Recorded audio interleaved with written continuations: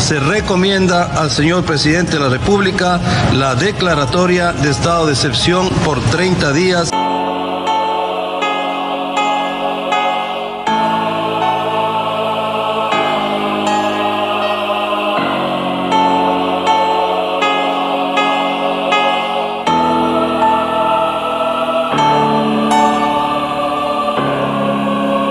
De los que armaron fiestas clandestinas, de los que no respetaron la norma, de los que llegaron a sus casas luego de estas reuniones, ha logrado que nuevamente la cifra de contagiados nos sobrepase.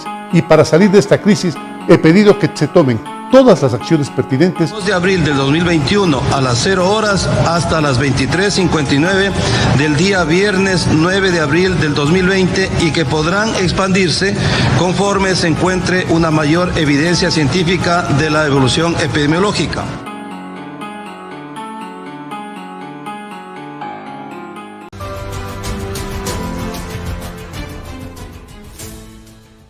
Saludos cordiales. Bueno, de lo que acabamos de ver lo vamos a comentar más adelante. Sin embargo, es importante dejar en claro que el tema de la pandemia no solo que está afectando al tema social y político de las naciones latinoamericanas. Y como dijimos en nuestro programa anterior, en que justamente analizamos los efectos de esta pandemia en el sector turístico, ahora lo vamos a hacer en el tema comercial, pero no solo como afectaciones, sino como previsiones en vista a que Ecuador, nación que ya para el mes de mayo contará con una nueva administración de gobierno, y es esa nueva administración de gobierno la que tendrá que justamente ir a solucionar temáticas que ya vienen arrastrándose de otras administraciones y que las previsiones económicas, incluso a decir de la misma CEPAL, la Comisión Económica para América Latina y el Caribe, ya desde antes de 2020 venía con unas previsiones terribles. Se habla de una reactivación en la región y sobre todo, bueno, en los países como Ecuador, en ese proceso de desarrollo que se pueda dar a favor. Sin embargo, la temática ecuatoriana tiene una serie de situaciones que la hacen de lo más compleja, como el tema de la vacunación, el tema de la pandemia, cómo se está generando, nuevas restricciones, nuevos horarios laborales. Y todo eso, como en su momento también lo dijo el mismo presidente de la Cámara de Comercio de Guayaquil, sobre todas esas cosas es el empresariado el que se echa al hombro las dificultades y trata de salir adelante, porque ellos de una u otra manera son los motivadores de la parte comercial de una nación. Es ahí donde vamos a indagar en este programa de Lo Decisivo. Gracias por acompañarnos.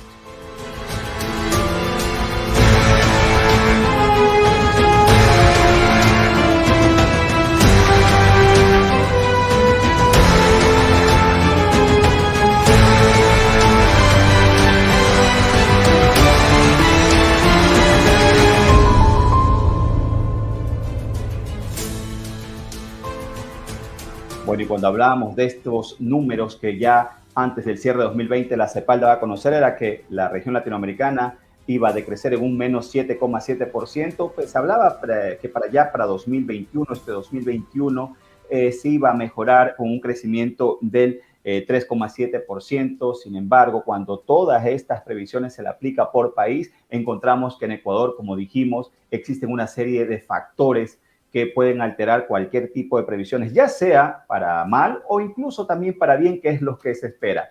Y uno de esos factores es el asunto político.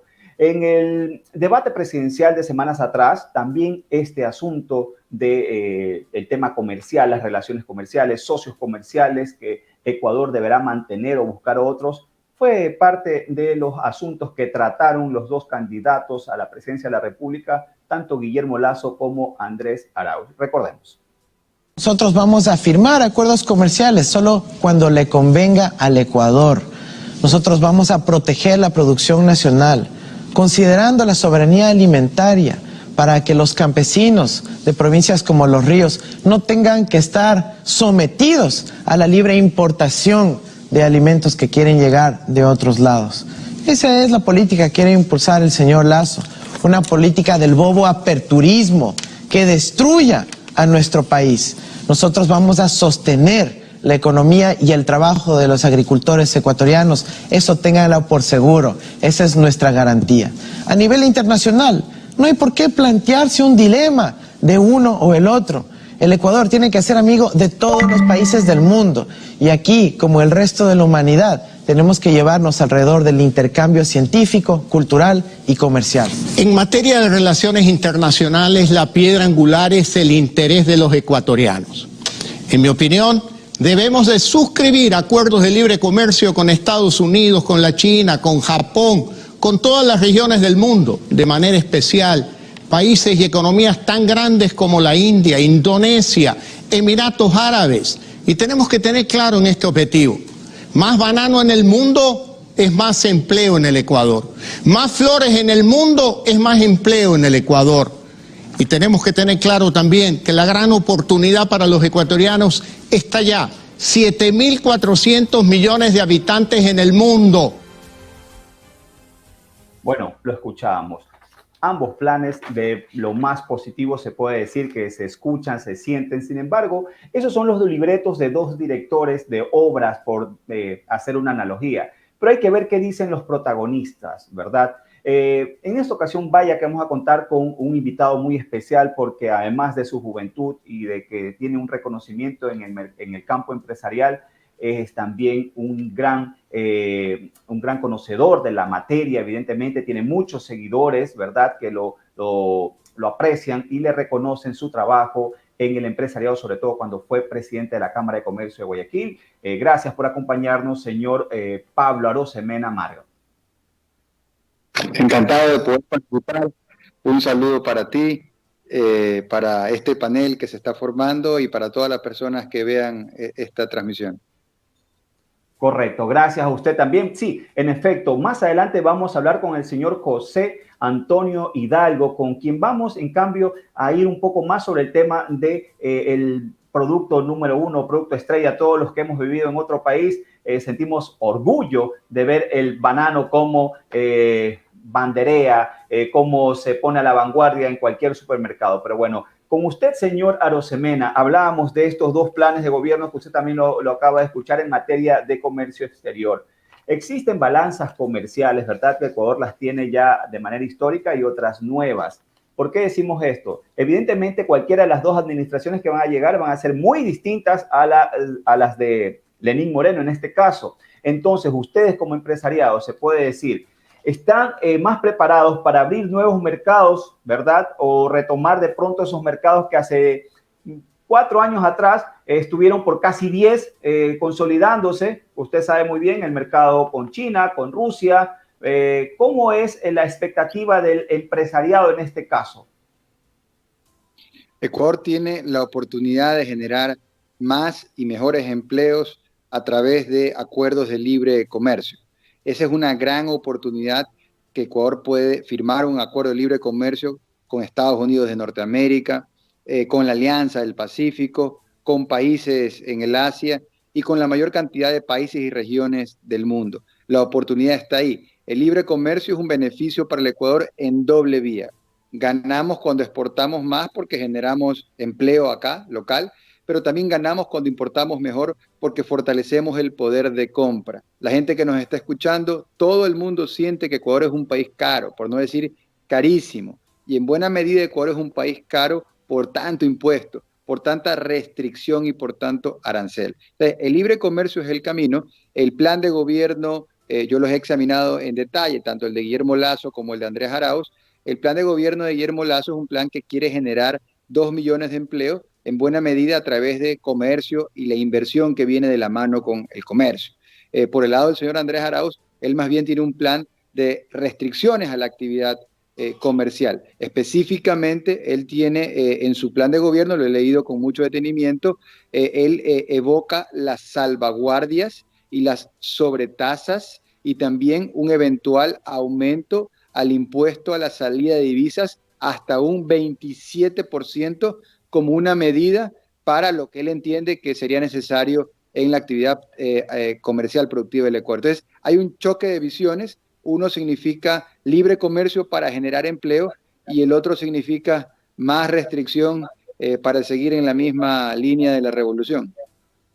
Señor Arosemena, es evidente e indudable, indiscutible que usted es un experto en la temática no tiene problema en hacerlo, a darlo a conocer de la manera técnica. Pero aquí lo que también a veces queremos es de que el común denominador, ¿verdad?, del seguidor, de quien nos ve, apegue su dinámica de vida, sus intereses comerciales, laborales, a este tipo de temáticas que en realidad, para los que entendemos, son los que mueven la economía de un país e incluso mueven factores como el Producto Interno Bruto, mueven factores como el tema de la tasa de desempleo, usted ya lo está nombrando, que se apega mucho a la propuesta de Guillermo Lasso.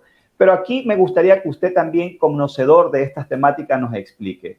El tema de Andrés Arauz, el candidato Arauz, se puede identificar fácilmente como un modelo, y en su momento lo dijimos, que se va a pegar al modelo de Rafael Correa. Se puede de nuevo consolidar mercados o hacerlos más fuertes, ese mercado con Rusia, en el que Ecuador tiene una balanza comercial a favor. Es por ende que los rusos siempre están pidiendo a los ecuatorianos que también abran el mercado a los productos rusos, porque ellos nos terminan comprando más de lo que nosotros le compramos a ellos. Pero entonces, si llega Guillermo Lasso por hacer ese escenario, ¿qué va a pasar con esos mercados? ¿Y qué va a pasar con el mercado norteamericano si llega en cambio Andrés Arauz? Mira, muy clara la pregunta y la respuesta es de la siguiente manera. En el plan de gobierno de Guillermo Lasso hay un norte de firmar la mayor cantidad de acuerdos de libre comercio, comenzando por aquellos países y regiones con las que más relación tenemos. La gente que nos está viendo, digamos, ¿quién habla ruso? No significa que no hay que hacer negocios con Rusia, pero significa que toda la lógica te invita a que primero hagamos negocios y primero formalicemos una relación contractual, que es un acuerdo de libre comercio, con el país que más nos compra, el que más le vendemos, el que más invierte acá, con el cual tenemos una relación de negocios cultural, histórica. Aquí la gente busca como segundo idioma, después de hablar el castellano, la gente quiere aprender inglés, por algo será. Entonces, firmar ese acuerdo de comercio con los Estados Unidos de Norteamérica requiere no solamente tener una visión, tener la decisión y ser capaz de imprimir velocidad. Eso es algo que yo lo veo en la propuesta de Guillermo Lasso y me queda a mí bastante claro que no es una prioridad para el señor Arauz. Luego mencionábamos hace un momento la Alianza del Pacífico. Ahí estamos hablando de 220 millones de personas, México, Perú, Colombia, Chile. Entonces, es solamente lógico que Ecuador sea parte de ese acuerdo comercial. Todo comerciante prefiere prefiere tener más clientes en vez de menos clientes. Entonces, Ecuador tiene un mercado de alrededor de 17 millones de personas, pero realmente el mercado pues, es mucho más pequeño porque gente con trabajo son alrededor de 3 millones y pico de personas con trabajo formal. Es un mercado pequeño. El mercado de la Alianza del Pacífico, 220 millones de personas. Ahora, vamos hace un instante y esto hay que repetirlo. El libre comercio es beneficio en doble vía. Ganamos al exportar, exacto, pero también ganamos cuando se fortalece nuestro poder de compra, porque podemos acceder a bienes y servicios más baratos. Es decir, cuando hay más computadoras en el Ecuador, baja el precio de las computadoras. Entonces necesitamos más tecnología en el Ecuador, más maquinaria. Eso se logra bajando aranceles y firmando acuerdos de libre comercio. Ahora, aquí dando un voto a favor a la política que se ha generado desde la administración de Rafael Correa, señora Arosemena. Vaya que nosotros, Ecuador, históricamente siempre nos hemos apegado a las políticas comerciales de Occidente. Con la administración de Rafael Correa se generó una especie de extensión, extender la visión y ejecutarla en otros mercados. Tuvo pros, tuvo contras, evidentemente, y siempre ahí también se cuestionó que mientras Ecuador le daba 1001 bondades o cualidades o preferencias al mercado europeo, nosotros, en lo que fue incluso todo el gobierno de Lenín Moreno, estuvimos prácticamente a zozobras de obtener el famoso visado Schengen y tuvimos que acceder a una serie de puntos por parte de la Unión Europea. Y entonces ahí viene, ¿por qué de pronto el empresariado ecuatoriano también no se impone de esa manera a través de un bloque consolidado? Porque los europeos lo hacen, nos hicieron que nos abramos a una serie de aranceles con ellos. Siempre se generó el tema del visado Schengen como una promesa, ¿verdad? Evidentemente 2020 fue un año perdido por el tema de la pandemia, pero ¿cómo se puede visualizar ese aspecto específico? Yo sé que es un asunto migratorio, pero para los empresarios, vaya que tendría una validez y una fuerza impresionante que se extienda ese tipo de visados para nosotros los ecuatorianos. Mira, estoy de acuerdo contigo y si revisamos la historia reciente del acuerdo de comercio entre Ecuador y la Unión Europea, ese es un acuerdo que Ecuador lo logra firmar única y exclusivamente por la presión que ejercieron los gremios productivos del Ecuador, principalmente Comité Empresarial, Cámara de Industria de Guayaquil, Cámara de Comercio de Guayaquil de ese entonces. Yo no estaba ahí. Estaba Eduardo Peña, estaba Henry Kronfle, entre Vea, otras personas que trabajaron muy duro por impulsar ese acuerdo de comercio. Y menciono esto con énfasis porque esto fue en el gobierno de Rafael Correa y a veces él quiere, digamos, ahora que se ven los beneficios, quiere cosechar eso ahí. Pero hay que decirle a la ciudadanía que conseguir ese acuerdo de comercio, conseguir convencerlo a Rafael Correa, tomó alrededor de 4 años. Es decir, que Perú y Colombia entraron en ese acuerdo de comercio 4 años antes que nosotros. Y primero, pues, Rafael Correa decía que nunca íbamos a entrar porque no era necesario, pues era uno de estos delirios de grandeza. Luego que, bueno, que íbamos a entrar, pero íbamos a conseguir algo mejor que Perú y Colombia. Y finalmente terminaron, pues, casi que entrando por la ventanilla, por la escotilla, consiguiendo a última hora que esto se firme, pero por mucha presión, mucha gestión de los gremios productivos. Ahí al último el gobierno se puso las pilas, algunas personas de ese gobierno de ese entonces, el señor Casinelli, por ejemplo, recuerdo, se pusieron las pilas y lo hicieron, pero lo recordamos. por la gestión de los gremios. Y aquí lo Muy bien que importante es usted, decir que tomó 4 años de retraso y es lo que hoy nos está pasando con el acuerdo de comercio con los Estados Unidos de Norteamérica. Entonces, ¿quién paga los platos rotos? La ciudadanía que se queda sin empleo. Acuerdos de libre comercio consiguen generar más empleos, pero para firmar un acuerdo de comercio necesitamos tener un gobierno decidido, valiente, que tenga un norte de libertad, que no ande deshojando margaritas, que un día que sí y un día que no, porque con esa indecisión que tuvo Rafael Correa casi no se firmó nada y con esa indecisión el propio hijo político de Rafael Correa, Lenín Moreno, no ha logrado firmar absolutamente nada nuevo. correcto. Bueno, el tema de Lenín Moreno, lastimosamente, a veces, como se dice, no hay por dónde defenderlo porque se ha desenvuelto con una serie de errores que, bueno, no se puede tapar el sol con un dedo, ni tampoco se lo puede defender a veces. Pero aquí también viene la otra parte cuando se apega mucho a este adagio en que hay que ser abogado del diablo. Pero Ecuador también históricamente, cuando se ha tratado de consolidar tratados comerciales con este caso nuestro socio del norte de Estados Unidos, a veces salimos perdiendo y entonces le terminamos dando la razón a todo ese concepto y discurso que en su momento Rafael Correa lo exponía al momento de abrir nuevos mercados. Entonces, ¿y si le llega a pasar lo mismo a Guillermo Lasso?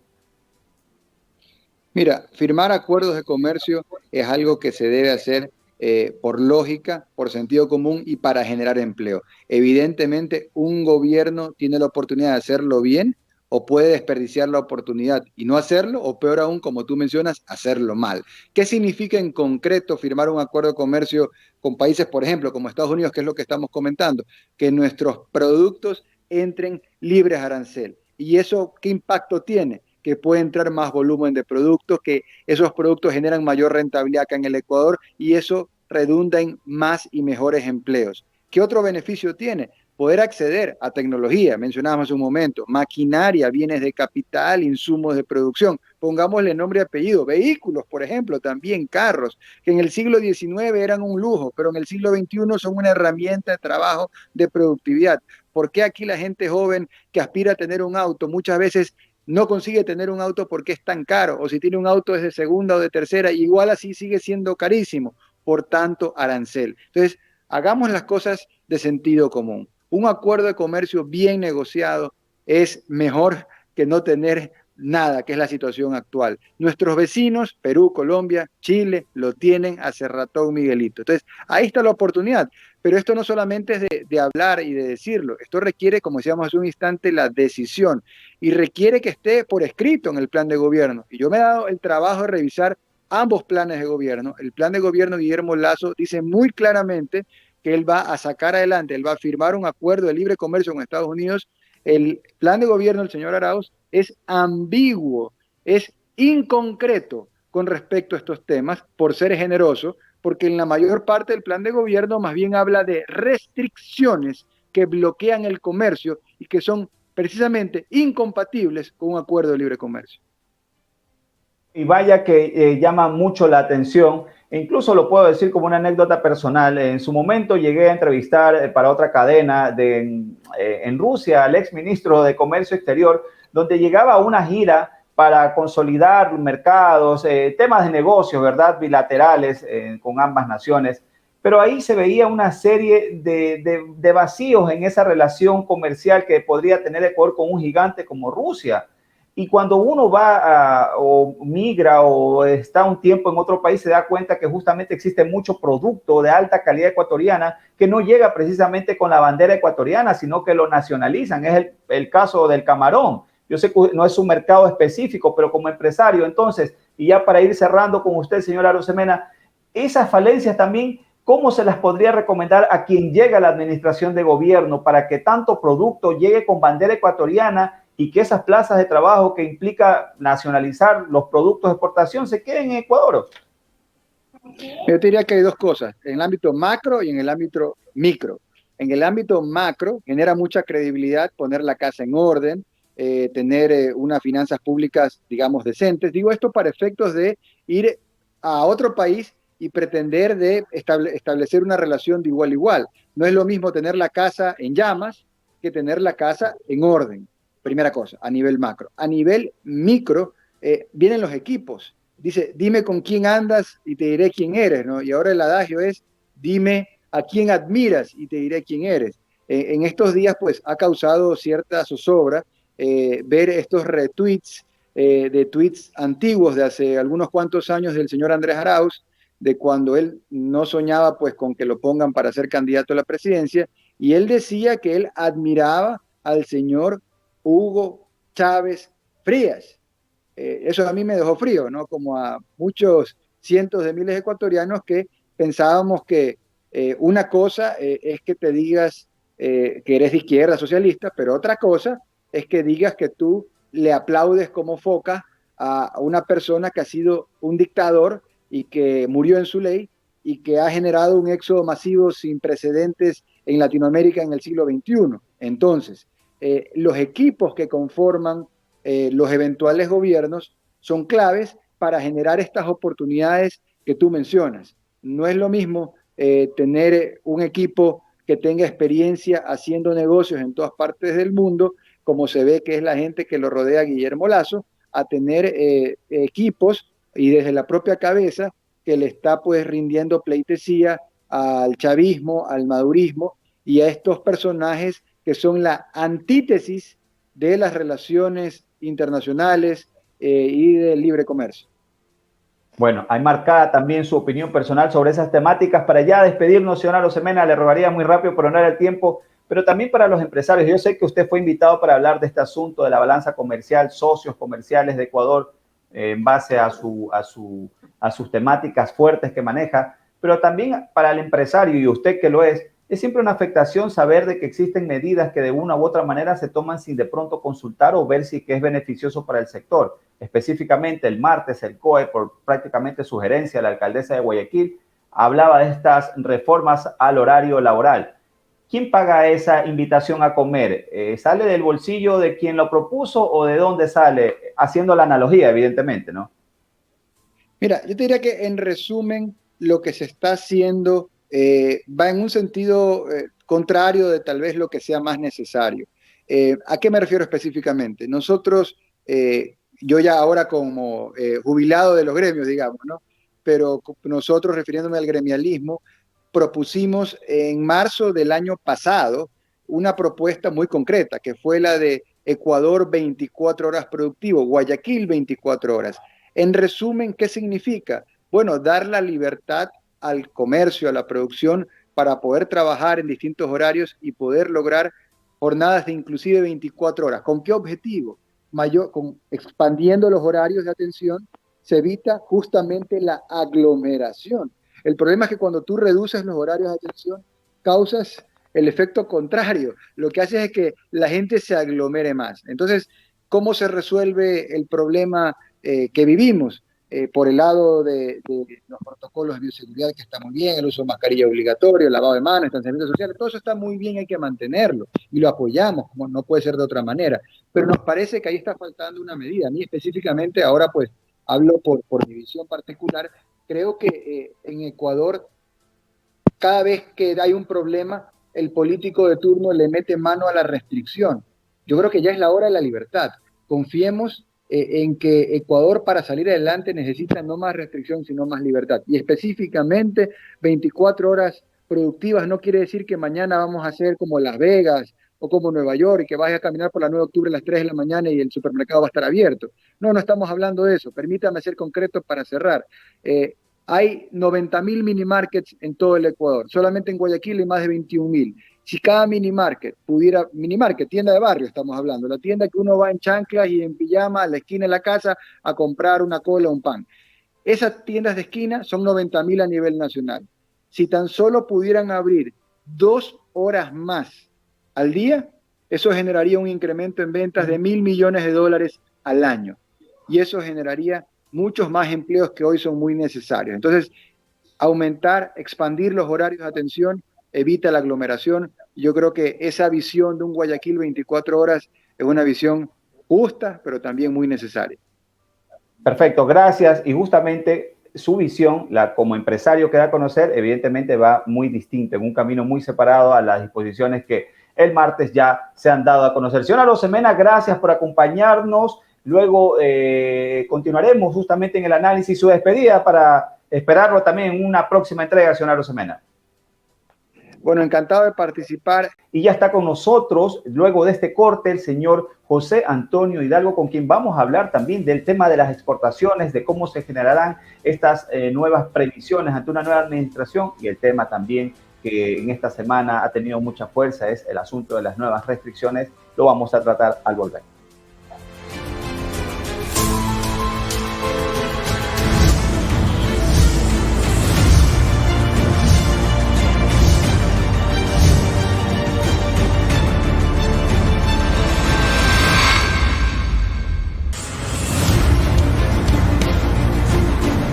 Solo en Tía, tus ofertías te premian. Por cada $10 de compra, participa en el sorteo de $500 en órdenes de compras. Son 100 ganadores. Además, tus compras con Creditía reciben doble cupón. Y recuerda que puedes comprar en www.tia.com.es y encontrar más novedades. Hoy más que nunca, nadie es como Tía.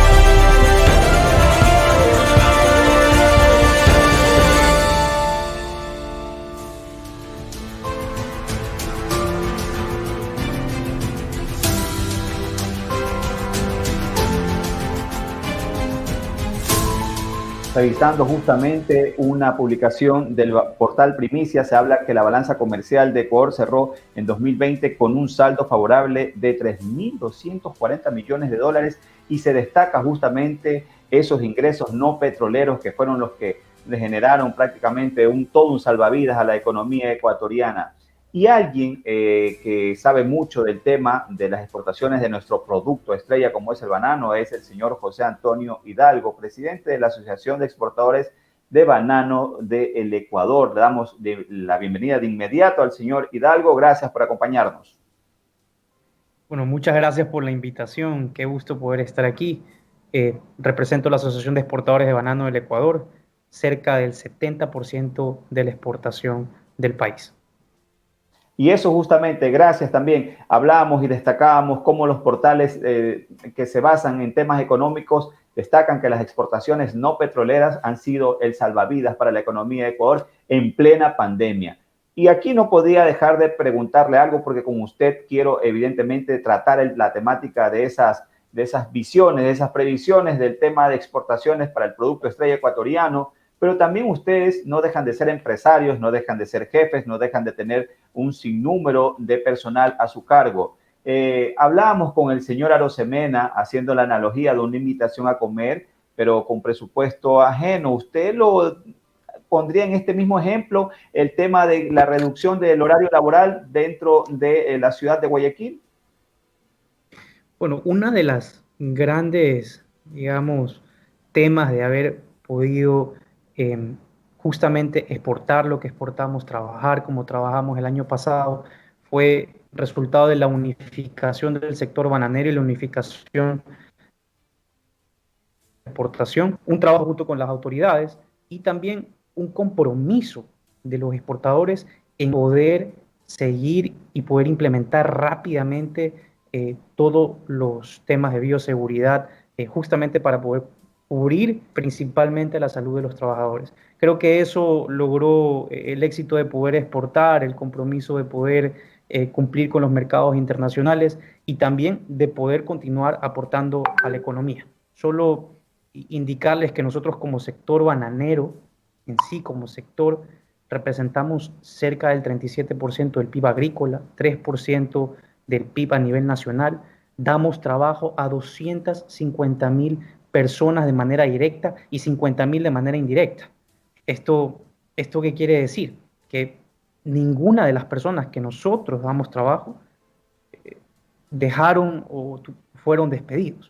Más bien ese fue un gran esfuerzo del sector coordinado para poder continuar. Y esa misma coordinación que hemos tenido del éxito de la pandemia, de no parar, de poder priorizar la cadena de valor exportadora, eso tiene que ser replicado siempre, porque si nos fue bien el año pasado, que fue un dolor de cabeza coordinar a nivel nacional toda la parte de movilidad como gremio, como conjunto con el sector público, de manera unida, no vamos a repetir el dolor de cabeza, sino replicar todo lo bueno que aprendimos, ¿no? Y dejar que el sector exportador trabaje, continúe con todas las medidas de bioseguridad para poder seguir asegurando divisas y trabajo para el país. En buen romance, señor Hidalgo, en buen romance y para decodificar esa respuesta, permítame, quiere decir, la solución no son las restricciones, limitar el horario, el acceso en estos tiempos. ¿Cuál sería justamente la solución? Usted habla de un plan de bioseguridad que les permitió tener éxito y los números así lo dicen, ¿verdad? El sector exportador puso a su gente a trabajar, tomaron los correctivos, las precauciones y dio resultados. Pero en este caso, usted también como empresario, ¿qué pasará con esos empresarios, con sus colegas que se desarrollan o se desenvuelven en la urbe principal, en las urbes principales, Quito o en este caso Guayaquil, que entró a estas nuevas normalidades? Yo creo que estoy en la misma línea del entrevistado que acabó de pasar, de Pablo. Fue muy claro justamente en cómo se debe adoptar las políticas hacia la parte comercial fuera del sector exportador, ¿no? Sin embargo, yo sí quiero enfatizar que la manera en cómo nosotros podemos seguir fortaleciendo la dolarización y mantener los puestos de trabajo en nuestros sectores exportadores es aprender de lo que ya vivimos el año pasado, ¿no? Y poder adaptar ya las medidas aprendidas, no solo a nivel de la parte de exportación, y también las medidas aprendidas en la parte comercial a los otros sectores que tienen que seguir trabajando también, ¿no? No podemos dejar de trabajar, pero sí tenemos que mandar un mensaje de responsabilidad, ¿no?, ante lo que está pasando. En materia, señor Hidalgo, bueno, en la materia de exportaciones, porque todo esto es de suma importancia y sobre todo la opinión tanto suya como también la que fue la del señor Arosemena. en el tema este de las previsiones que ustedes tienen para la nueva administración, porque va a haber una nueva administración con distinto personal, mentalidad, ideología política, en fin. Guillermo Lasso como Andrés Arauz tendrán que definir nuevos mercados o consolidar los ya existentes. Ustedes, ¿cómo están preparados justamente los del sector bananero, ese sector del producto estrella ecuatoriano? Primero, ¿cómo nos hemos venido preparando? Hemos creado el primer frente unido como sector bananero, que es el clúster bananero, ¿no? Y el clúster es un grupo interconectado de empresas, proveedoras especializadas e industrias relacionadas, ¿no? Que esta estrategia ha dado buenos resultados en otras latitudes y regiones. Los países más innovadores han logrado consolidar agendas de países, o sea, agendas desde el sector privado para después trabajarla de manera organizada con el sector público, ¿no? Nosotros, independientemente del gobierno que venga, nosotros ya tenemos una hoja de ruta marcada. Ahora, ¿qué agenda o qué gobierno nos va a dar mayores facilidades? Justamente es el discurso de la apertura comercial, ¿no? Nosotros ya hemos vivido la era del proteccionismo. Lo que se había mencionado sobre el acuerdo comercial en Europa fue un gran esfuerzo de los gremios, del sector privado, de muchos actores, justamente tratando de convencer de que era positivo firmarlo. Y nosotros como sector bananero, para ser mucho más preciso, ¿no? Y complementar lo que indicaba Pablo, fue un desacierto de no firmar el acuerdo comercial a tiempo. La demora de los 4 años al sector bananero le costó $100 millones. Y justamente para poder firmar un acuerdo comercial con los países que nosotros necesitamos, y en este caso que como sector bananero queremos fortalecer, son los países principalmente de Oriente, China, Japón, Corea. Señor Hidalgo. Es un gran paso poder entrar a la Alianza del Pacífico. En China nosotros pagamos un arancel del 10%, aparte de los 17.000 kilómetros que nos separa. En Corea, el 30%. En Japón, un arancel diferenciado, 20% al inicio, 10% en el segundo semestre, ¿no? Señor ¿Y qué es lo que Hidalgo? se necesita? Voluntad política, ¿no? Sin esto no podemos sentarnos, que el sector privado esté presionando, que el sector privado va a seguir presionando con la agenda, y eso estamos cumpliendo nosotros, y una agenda muy clara para procurar un tratado de libre comercio con un gigante win-win o ganar-ganar. Ahora, correcto. Usted, como representante y autoridad en este caso de AEBE, esta Asociación de Exportadores de Bananos del Ecuador, el tema del mercado, los mercados que se aperturaron en la administración de Rafael Correa versus la administración de Lenín Moreno. Nosotros vimos que durante la administración de Rafael Correa, y no se puede desconocer, se abrieron una serie de mercados muy interesantes, ¿verdad? No es que se descubrieron, se extendieron, se fortalecieron, como el mercado ruso, un mercado inmenso para el producto estrella ecuatoriano. También se hablaba del mercado chino, de Corea. Usted está hablando en cambio de ahí un aspecto negativo. Tan desprotegido fue justamente, o tan desprotegidos fueron ese tipo de tratados comerciales que Ecuador a la larga terminaba perdiendo. A ver, una cosa es cómo se manejaba la relación público-público con estos países, ¿ya? Y eran más, el esquema de la relación con China fue más público-público, fortaleciendo la agenda pública. Por eso llegaron a la relación de las empresas de inversión, vinieron más de 100 empresas de inversión, pero para desarrollo de proyectos públicos. Sin embargo, ¿qué es lo que sí hay que destacar? Que la agenda privada para poder impulsar a los sectores de exportación en estos mercados, eso se dejó atrás, ¿no? Habiendo aprovechado esa fuerte relación con China que teníamos a lo largo de todos esos años, bien se podía empezar con un acuerdo comercial bien trabajado, ¿no? Hay que adentrarnos y ver qué es lo que han hecho nuestros vecinos, ¿no? Y revisando los antecedentes, China ha firmado acuerdos comerciales con voluntad política de los países como Chile, Perú, Costa Rica, y aprendiendo en cómo ellos han manejado sus tratados, han sido, principalmente el de Perú, ha sido bien negociado. China se caracteriza por ser flexible a la hora de establecer las reglas de negociación, ¿no? Dependiendo los ¿Y el de intereses Ecuador? está teniendo. Entonces, con un gran interés de inversión, hubiésemos podido lograr grandes cosas sin necesidad de agravar a sectores sensibles. Y el de Ecuador, ¿cómo nos fue a nosotros? Usted está haciendo la relación justamente cómo le fue a nuestros hermanos peruanos, cómo les fue al ecuatoriano en esas relaciones comerciales con China. Aunque los números hablan que durante la administración de Rafael Correa tampoco que les fue del todo mal.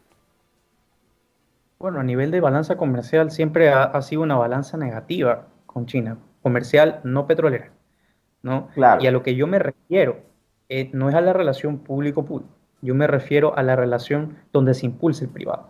Y aquí, ¿qué es lo que pasaba? Solo se impulsaban los intereses públicos de los proyectos de infraestructura, las hidroeléctricas, ¿no? Los grandes proyectos que hemos visto, todo lo que ha pasado con esto, pero dentro de la agenda privada, de un acuerdo comercial para que nuestro banano llegue sin arancel, sin ese arancel del 10%, para que nuestros productos puedan abrirse fitosanitarios y podamos diversificar la canasta ya, ese esfuerzo faltó. Y por eso todavía no hemos logrado abrir el fitosanitario para pitahaya y demás productos que pueden ser muy prometedores para el mercado chino.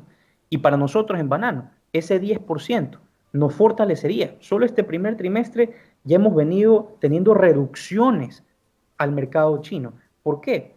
Porque China está comprando alrededor del sureste asiático, ¿no? Y está empezando a haber una serie de inversiones alrededor del sureste asiático para el desarrollo del mercado bananero allá, cuando nosotros podemos cubrirlo.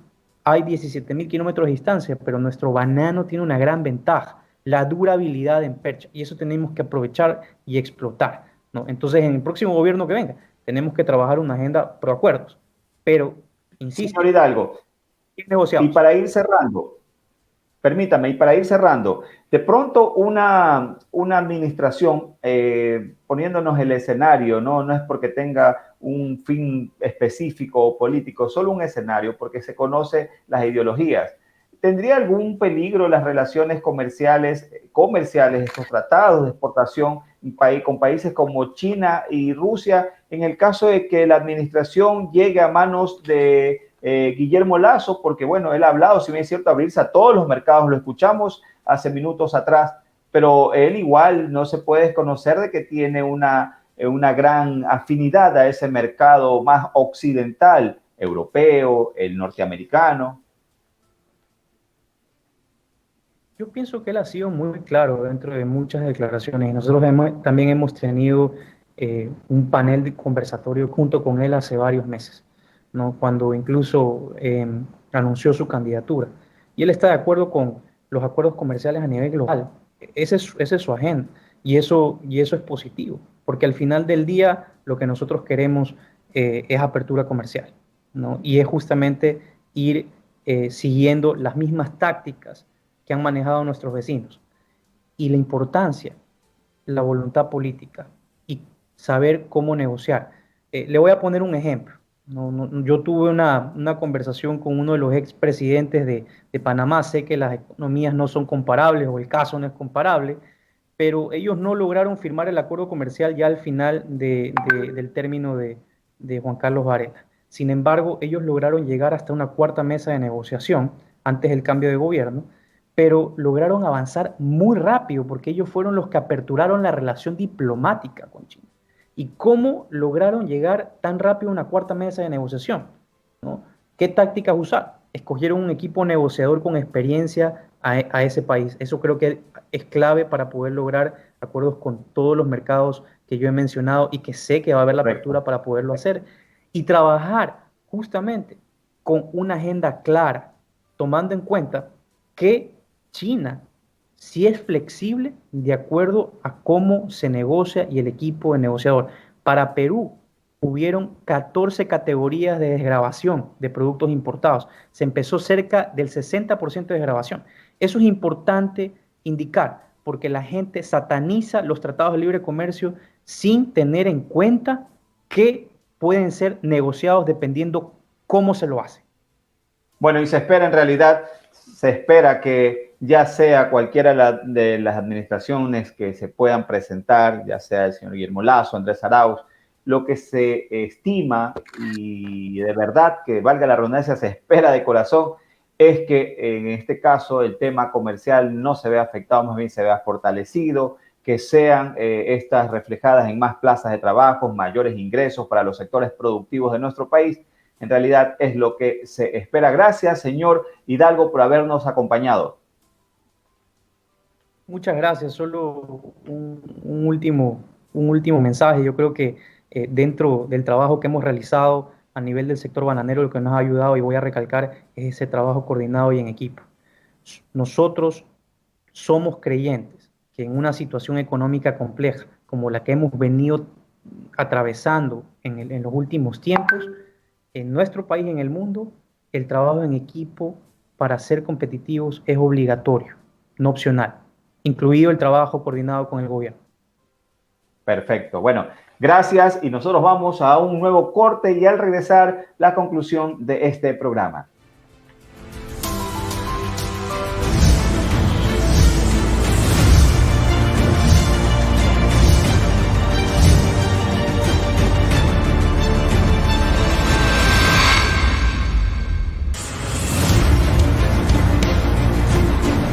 Solo en Tía, tus ofertías te premian. Por cada $10 de compra, participa en el sorteo de $500 en órdenes de compras. Son 100 ganadores. Además, tus compras con Creditía reciben doble cupón. Y recuerda que puedes comprar en www.tia.com.es y encontrar más novedades. Hoy más que nunca, nadie es como Tía.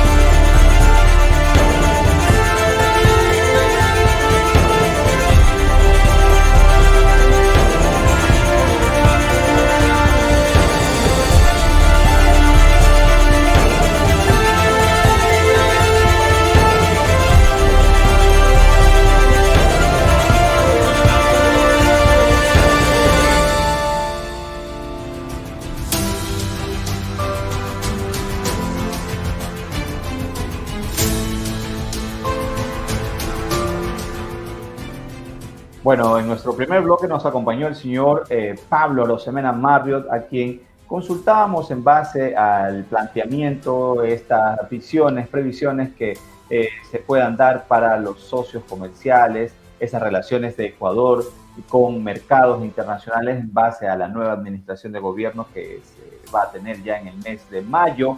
Y el señor Arosemena hablaba justamente de, bueno, de su criterio, de su opinión, de cómo en este caso podría desarrollarse una relación comercial en el caso de que la administración la lidere el señor Andrés Arauz, y mientras tanto también opinó sobre lo que sería la administración del señor Lenín Moreno. Hablaba justamente de esos contras, enfatizó en los contras que se registraron durante la administración de Rafael Correa y cómo decía que el sector empresarial de una u otra manera se vio afectado, no fue escuchado, tuvieron que siempre generar una serie de presiones para ser escuchados por parte de la entonces administración de gobierno.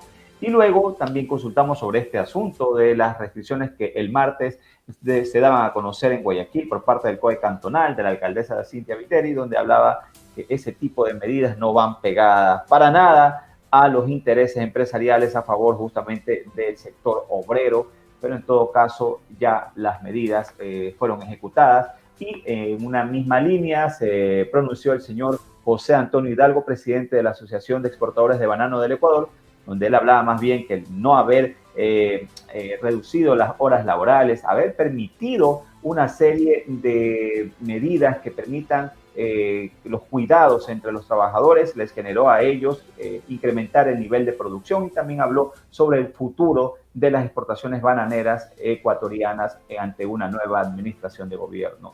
Es lo que en esta oportunidad hemos tratado, las temáticas de mucho interés para que, bueno, todos podamos también sacar nuestras propias conclusiones en base a estas realidades ecuatorianas, temas también de interés para aplicarlas en nuestra vida, en ese día a día. Gracias por acompañarnos, será hasta una próxima entrega. Gracias por acompañar y apoyar este proyecto de periodismo independiente. Será hasta la próxima.